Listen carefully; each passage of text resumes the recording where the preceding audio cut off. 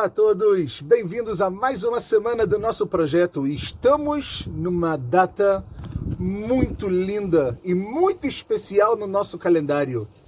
Estamos na véspera de Hanukkah. Dependendo quando você ouvir esse nosso vídeo, nós já estaremos na festividade de Hanukkah, nesse ano maravilhoso de 5.781, 2020, que vamos começar hoje à noite, quinta à noite. Durante 8 dias, iremos iluminar a nossa vida, iluminar o mundo. E a gente vai falar sobre isso, mas no final, porque antes, a gente vai fazer, como todas as semanas nós fazemos, de tentar pegar alguma mensagem, alguma parte da nossa paraxá e colocar essa parte para a nossa vida. Então a gente pode falar sobre tantas coisas. A gente está numa paraxá tão especial, Parashat Vayeshev, que logo no início da paraxá, e não é sobre isso que a gente vai falar, nós vemos que o nosso terceiro patriarca, Yaakov, Vayeshev Yaakov, Be'eretz Megurei Aviv, Be'eretz Canaan. Yaakov, sof, depois de tantos problemas que ele teve na vida, depois de ter que enfrentar Esav, o anjo de Esav, Lavan, todas as mentiras de Lavan, e Yaakov ele pensa, sof, cheguei. Agora eu vou poder desfrutar. É óbvio que quando a gente pensa isso, a gente acha que Yaakov agora ele quer sombra e água fresca, que ele quer ficar de frente para a praia a vida toda, com os pés para cima, tomando uma aguinha de coco. E não é bem isso que a gente tem que imaginar de Yaakov, na verdade. É óbvio que aqui Yaakov, e Urashi já fala isso, está escrito que o Bikesh Lashevet Beshalvá, ele pediu para sentar com um pouco mais de tranquilidade, ele pediu para ter um pouco mais de tranquilidade na vida dele, porque ele entendeu que agora que ele voltou, depois de tanto tempo, ele já ganhou o nome de Israel, ele já constituiu a sua família. Agora é o momento dele poder também nesse mundo, também no Olam Hazé, ter um pouco mais de tranquilidade. E está escrito no Rashi que nesse exato momento, Kafatz alav rugzo shel Yosef. Nesse momento pulou, veio ao mundo tudo que a gente sabe que aconteceu com Yosef. Em outras palavras, o que nós chamamos de Mechirat Yosef, a venda de Yosef através dos seus irmãos, onde a partir daí é a sementinha para a chegada de Am Israel e Mitzrayim no Egito, como a promessa que Deus fez para Abraham, que nós seríamos estranhos numa terra que não é nossa. Nesse momento que Yosef ele é vendido para os Ismaelim, depois vem os Midianim, até que ele chega em Mitzrayim. E quando ele chega em Mitzrayim, nossos comentaristas falam que, na verdade, quando está escrito que Kafatz alav, que pulou para Yaakov, o que aconteceu com Yosef, porque na realidade Yosef, ele representa Klal Israel. Yosef, ele representa o caminho de Am Israel durante toda a história da nossa existência. O que eu quero dizer com isso? Muito simples, que Yosef, muitas vezes ele é vendido pelos seus irmãos. Muitas vezes, como a gente viu na nossa história, a gente vive num determinado lugar e as pessoas começam a não gostar muito da gente. A gente começa de alguma forma a incomodar um pouco os outros. Não vou entrar agora em todos os detalhes do porquê, mas é isso que acontecia com os irmãos de Yosef. Porque os irmãos de Yosef odiavam ele. Está escrito por 2 motivos principais. O primeiro motivo, por quê? Porque ele era o filho que Yaakov mais gostava. Yaakov fez para ele Ktonet Passim, uma túnica listrada. E quando os seus irmãos viram isso, está escrito que eles não conseguiam mais olhar para ele. E também porque Yosef ele era o famoso sonhador. Ele teve os sonhos. E os irmãos falaram, como assim? Mas na verdade os irmãos aqui, a gente não vai entrar também nesses detalhes, a gente já deu um shiur sobre isso no passado. Os irmãos aqui também, eles têm uma ideia de que Yosef está saindo do caminho. A gente Bemet não vai entrar nisso agora. Eles acham que Yosef, ele é o Esav da história com o seu pai Yaakov, e que ele é Ismael da história do seu avô com Abraham. Mas a gente Bemet não vai entrar nisso agora. E por isso que eles fazem dessa maneira e etc. Mas a gente vê que eles vendem. Yosef ele chega em Mitzrayim. Na verdade, ele chega como escravo e no final das contas ele vai ganhando destaque. Ele vai crescendo. Ele vai ganhando luz. Ele vai saindo. Ele é jogado num poço e ele sai desse poço. Essa é a história de Am Israel. E no final das contas, nós vemos que Yosef ele chega ao cargo de vice-rei do Egito. O segundo cargo mais importante da história da humanidade naquela época. Como pode? Como pode um menino de 17 anos, que foi vendido pelos seus irmãos, que foi jogado de um lado para o outro, que chega como... Como pode? Ramim falam que isso é Am Israel. Quando está escrito que Kafat Salav, que pulou para Yaakov, Yosef, a história de Yosef, é que na verdade Yosef representa a continuidade e a história do nosso povo, a Galut, mas também a Geulah. Ou seja, o exílio que Yosef ele sai de perto do seu pai, sai de perto dos seus irmãos, chega numa terra que não é dele, mas depois ele sai. Ele vai ganhando destaque até depois ele voltar para a Geulah, para a Eretz Israel. Essa história de Yosef é a história de Am Israel. Mas eu quero pegar hoje dentro de um ponto muito interessante da nossa Parashá. Um ponto dificílimo de entender. E por isso tem milhares de explicações sobre isso. Mas um ponto muito interessante que eu quero tentar trazer para a nossa vida e fazer, obviamente, uma conexão com Hanukkah.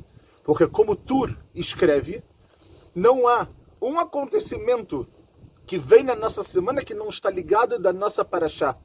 Então, se a gente vai estar em Parashat Vayeshev e estaremos comemorando Hanukkah com alegria, com saúde, com luz, então a gente tem que entender o que isso quer dizer pra gente. Então, olhem só que coisa interessante. O que eu quero falar para vocês é que quando Yosef ele vai ganhando destaque no Egito, ele chega dentro da casa de Potifar. Potifar era um ministro do Paró, uma pessoa que tinha muita importância. E Yosef ele é colocado como o dono daquela casa. Literalmente o dono. Vocês querem saber alguma coisa? Vai para Yosef. Vocês querem... Tudo é Yosef. E como nós sabemos, Potifar tinha uma esposa. E a esposa de Potifar, ela colocou os olhos em Yosef. O Midrash, a Gemara conta que Yosef ele era muito bonito. Ele tinha uma beleza muito grande. Ele, inclusive, cuidava dessa beleza, obviamente, sem esquecer da parte espiritual. Mas a esposa de Potifar colocou os olhos em Yosef. Conta na Torá, no capítulo 39, que quando foi uma festa que tinha dos egípcios, todos foram para o rio Nilo para poder fazer a sua idolatria. E ela disse, olha, eu não estou me sentindo muito bem, vou ficar em casa hoje. E, obviamente, que Yosef, ele não vai para esse lugar, não vai fazer idolatria, ele também está em casa. E vocês já devem conhecer a história. Ela tenta seduzi-lo, ela tenta fazer com que ele entre em muitos pecados, seja relações proibidas, ela vai fazer adultério, coisas assim muito ruins. E ela tenta, e a gente sabe que Yosef ele resiste. Existem muitas explicações de como ele consegue resistir a esse teste tão difícil que, de acordo com alguns sábios da ética judaica, os testes que os homens muitas vezes recebem relacionados à parte sexual são os testes mais difíceis que existem. É o teste que o Yetzer Hará, o mau instinto, ele está mais revelado na pessoa e é onde ela pode cair. Por isso que a gente vê, infelizmente, hoje em dia, tantos problemas de pessoas que acabam, como a gente fala, pulando a cerca, de pessoas que, infelizmente, acabam sendo infiéis com seus parceiros. Por quê? Porque esse teste é um teste muito perigoso. Ao ponto que existe um Midrash que conta que o que segurou Yosef para não cometer o que ele poderia ter feito naquele momento foi que ele lembrou, ele se olhou no espelho quase perto de realizar um ato. Ele olhou no espelho e ele viu, e está escrito que ele era muito parecido com Yaakov. E quando ele viu no espelho, ele viu a imagem de Yaakov. Quando ele olhou a imagem do pai dele, ele falou, não posso. Não tem condições disso acontecer. E ele para. Mas ele estava quase prestes a cometer um ato que eu não tenho a menor dúvida que destruiria a vida dele e provavelmente a continuação da vida que Am Israel teve inicialmente no Egito, que era uma vida ainda normal. Né? A gente vai ver isso depois nas outras parashiot, que quando Yaakov desce porque tem fome na terra de Israel, o Paró dá para eles um lugar, Eretz Goshen, uma terra que fica ao lado do Egito, dá para eles fazer o que eles quiserem e está tudo ótimo. Então a gente não teria isso se Yosef não se segurasse. E o Midrash fala que o que segurou ele foi lembrar do seu pai, de onde ele veio. Lembrar da sua raiz. Quem você é, que você não está sozinho no mundo. Você representa uma história. Uma história de um povo que luta para sobreviver e que vive até hoje. Não pode achar que você está sozinho. É o conceito que o Rav Kook fala de nós estarmos sempre conectados, o prato, ou seja, eu, o meu indivíduo, com o Klal Israel, com todo Israel. Eu não estou sozinho. O barco é o mesmo. Se um afundar, todo mundo vai afundar. Mas o que eu quero tentar pegar com vocês sobre esse teste de Yosef, fora de que é um teste que a gente tem que olhar e falar uau, mas é interessante a gente notar o motivo pelo qual Yosef fala para a esposa de Potifar que ele não quer. No capítulo 39, como nós falamos no versículo 9, ele diz o seguinte, pessoal, muito interessante as palavras de Yosef. Ele fala assim, Eneinu gadol babait hazeh mimeni. Não tem ninguém nessa casa que é maior do que eu. Velo chassach mimenu meuma ki im otach. E o Potifar, ele me permitiu fazer tudo, menos você. Só você eu não posso. E ele continua e fala, Ba'asheret estou, porque você é a esposa dele. Veiche se'ara gdola zot. Como eu vou fazer esse mal tão grande? Vechatati le'elokim. E eu vou pecar para Deus. E aí continua falando, Vayehi kedabram el Yosef yom yom. Ela vinha para Yosef dia a dia. Velo shama elea lishkavetz la liot ima. E ele não quis deitar-se com ela. E pessoal, todos os dias ela tentava. E aqui a gente tem que entender uma coisa muito interessante.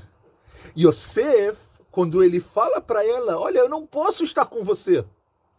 Por mais que você é linda, mas eu não posso estar com você. Ele fala somente em relação a ele. Olhem que coisa interessante. Yosef fala, olha, o seu marido me colocou como maior dessa casa. Ele me permitiu tudo menos você. Como eu posso fazer esse mal para ele? Como eu posso pecar contra Deus? Só que é interessante. Por que Yosef não tentou convencer a esposa de Potifar a parar? Por que Yosef não vem para ela e fala, olha, esposa de Potifar, você é casada.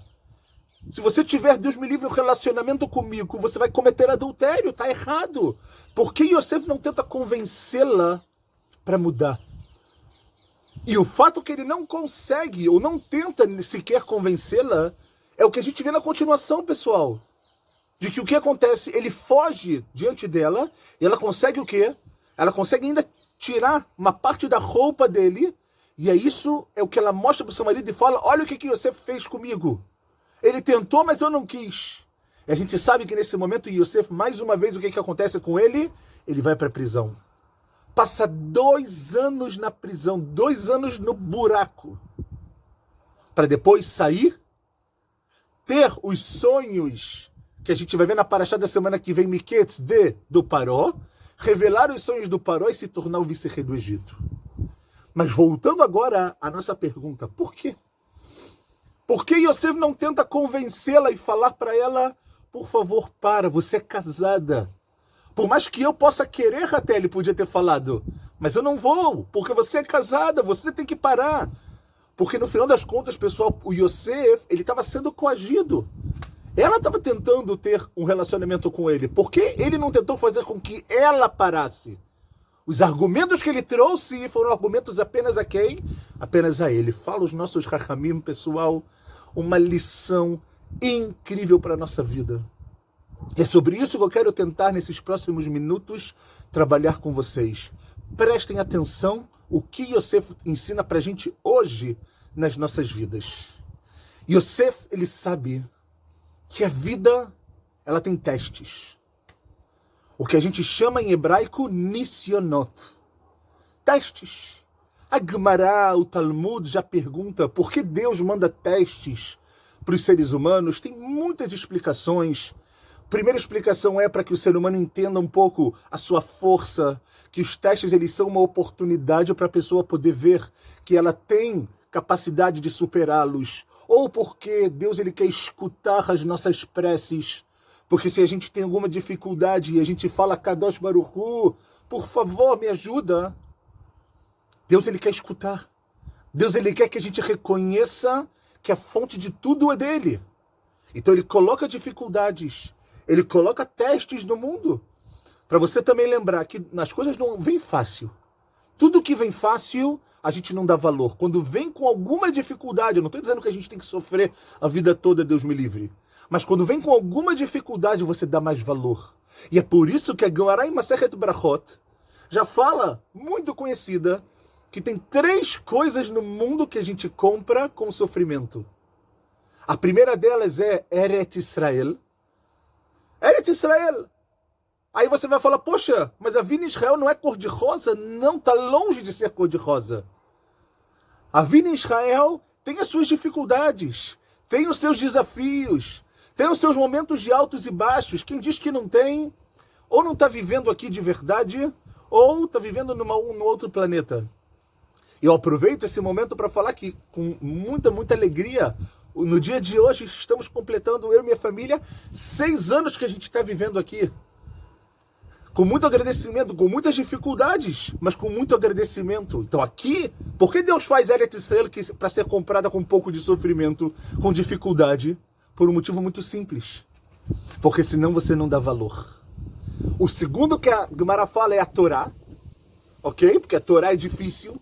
Você abrir, você sentar, você ter atmadá, você ser uma pessoa constante no seu estudo. E Olam Haba. Tudo isso, você tem que entender que isso é para o seu bem, mas para você conquistar, tem dificuldades, tem muitas vezes um sofrimento. Então a gente vê que a pessoa, quando ela vê um teste na vida dela, ela tem que olhar aquilo, não de uma forma para baixo e falar, poxa, olha como Deus me odeia. Poxa, olha como Deus não gosta de mim. Olha o que ele está fazendo. Deus me livre. Ele faz isso porque ele ama você. Ele faz isso para você nunca esquecer que você nunca está sozinho. A gente tem que ver os testes de Hashem como um abraço. Como um abraço. Porque é em Hashem que a gente tem que colocar as nossas forças e colocar a nossa emuná, nossa fé para sair de todos os problemas e de todas as dificuldades. E é exatamente isso que Yosef ele percebe. Yosef ele percebe, pessoal, que quando ele vê que ele agora está passando por esse teste, que esse teste não é para a esposa de Potifar. Esse teste é para ele. Esse teste é para ele poder mostrar para ele mesmo que ele pode conseguir superá-lo.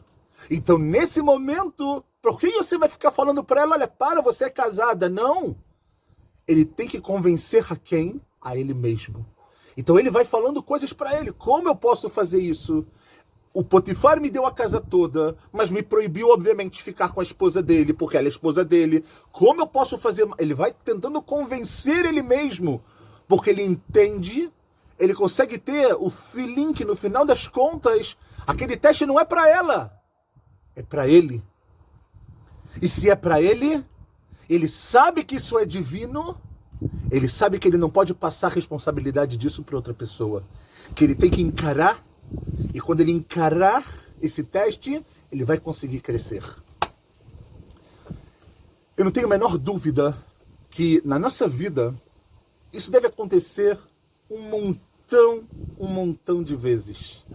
Momentos que a gente fala, olha, por que isso está acontecendo comigo? Isso não tem que vir para mim, isso é culpa dele. Por que isso... Não, mas isso aqui é tudo... Né? A gente sempre tenta, de alguma forma, transferir os nossos problemas, os nossos testes, o que nós precisamos passar para outras pessoas. É muito mais fácil. É muito mais fácil terceirizar o teste, terceirizar o problema, do que enfrentá-lo. Vem Yosef e fala, não. Não faça isso. Você quer crescer? Por mais que no final das contas, pessoal, pensem em Yosef. Ele fez a coisa certa e no final das contas foi tacado no poço. Foi tacado na prisão por 2 anos. Mesmo assim, eu fiz o certo. Porque sempre que tiver alguma descida, a subida ela vai ser muito mais forte. Sempre que tiver alguma descida e você continuar com essa sua emuná, e você continuar com essa sua vontade, quando você subir, essa subida, vou falar para vocês, não vai ter limites. É isso que acontece com Yosef, vice-rei do Egito. Hoje, a gente lê, a gente estuda a história de Yosef já sabendo do final. Imaginem se a gente não soubesse. Imaginem o que Yosef deve ter pensado na vida dele, mas ele manteve quem ele era. Ele era filho de Yaakov. Ele lembrava de Yaakov. E quando a gente vê então isso, pessoal, a gente tem que parar e pensar, e eu agora? O que eu faço na minha vida? Se a gente for parar para pensar um pouquinho só na história de Hanukkah, a mesma coisa aconteceu. Os Macabim podiam ter feito qualquer coisa.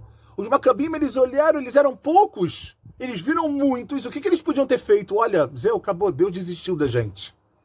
Olha, eles já entraram no Beit HaMikdash, já impurificaram tudo que tinha, tudo que não tinha. Se já está tudo impuro, por que eu vou precisar procurar se tem ainda algum azeite para acender, a menorá? Para quê? Está tudo impuro. Não. É o certo. Eu entendo que se isso aqui está na minha vida, isso é para mim. Deus está me mandando isso, e se é assim, eu preciso fazer algo. Mas eles são muitos, não tem problema. Eu vou fazer o que é o certo. Mas está tudo impuro, por que eu vou procurar o azeite? Porque isso é o certo a ser feito. E a gente vê que no final das contas, como a gente vai falar isso em Hanukkah durante os 8 dias, quando os Yevanim tentaram leashkicham Toratecha, fazer com que a gente esquecesse a nossa essência, a nossa Torá, vieram os poucos e ganharam dos muitos. Vieram os puros para poder ganhar dos impuros. Hanukkah é a festa que a gente consegue, de alguma maneira, reverter tudo. Que a gente consegue, durante os 8 dias em que nós fazemos o que a Halachá, a lei judaica chama de Mosif Veoler, nós acrescentamos e continuamos, porque a gente aumenta cada dia uma vela. Dessa forma é o caminho da nossa vida. O caminho de só leosif, de só acrescentar, de só ganhar, de só ter coisas positivas na vida. E eu não tenho a menor dúvida, pessoal, que se a gente pegar esses pontos que nós trabalhamos hoje, a gente vai conseguir, de uma vez por todas, como diz a canção de Hanukkah, Banu Chosher Legaresh. Nós viemos expulsar a escuridão. Porque quando nós entendermos que a luz de Hanukkah não é para ficar apenas naquelas velas que nós iremos acender. A luz de Hanukkah somos nós. E quando nós entendermos que quem precisa iluminar o mundo e expulsar a escuridão do mundo somos nós, aí sim a gente vai estar no caminho correto, fazendo o nosso trabalho dessa festa tão linda, tão especial, que não é só Sufganiot, não é só sonhos, não é comer latkes, não é rodar o Sevivon apenas. Isso é lindo, temos que fazer. Mas o principal é a gente entender que está nas nossas mãos expulsar a escuridão. E a escuridão você pode dar o nome que você quiser de algo que te incomoda na sua vida. Você pode dar o nome do corona, você pode dar o nome do Yetzer Hara, você pode dar o nome da raiva, você pode dar o nome de tanta coisa. E Hanukkah é o momento para você tirar qualquer escuridão da sua vida e trazer luz, alegria, refuah shlemah, e que tenhamos todos Shabbat Shalom e Hanukkah Sameach. Nos encontramos, Be'ezrat Hashem, na semana que vem, com muita alegria. Tudo de bom.